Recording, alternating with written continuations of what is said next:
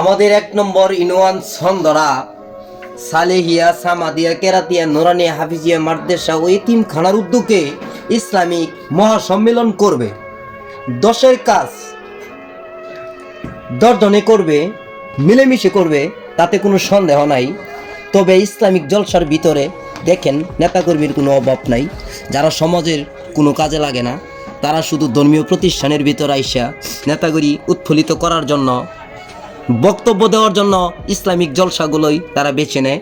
কিন্তু সাধারণতভাবে কেউ অসুস্থ রুগী থাকলে তার পাশে দাঁড়ায় না।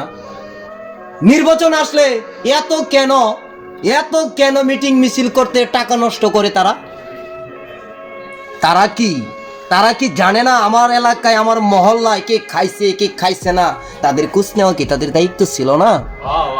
কিন্তু তারা তো সেই দায়িত্ব নেয় না। দায়িত্ব নেয় একমাত্র নির্বাচন আসলে, নির্বাচনের সময়। আসো, আমার সাথে আসো, ফুলপুর যেতে হবে, প্রোগ্রাম আছে অমুক দিন। কেন এই কথা কেন বলবে? এই ইসলামিক জলসার ভিতরে যদি এত নাম হয়, বিএনপি আছে, আবার মাঝে মাঝে দেখা যাচ্ছে আওয়ামী লীগের নেতাকর্মীও আছে।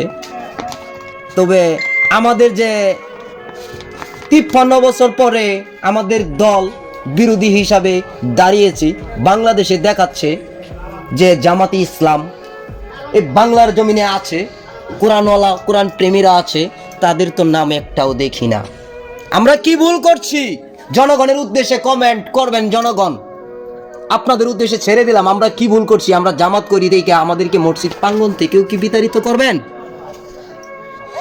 আপনাদের মাথায়, আপনাদের মগজে, আপনাদের ব্রেনে ছেড়ে দিলাম, আপনারা কমেন্টে বলবেন।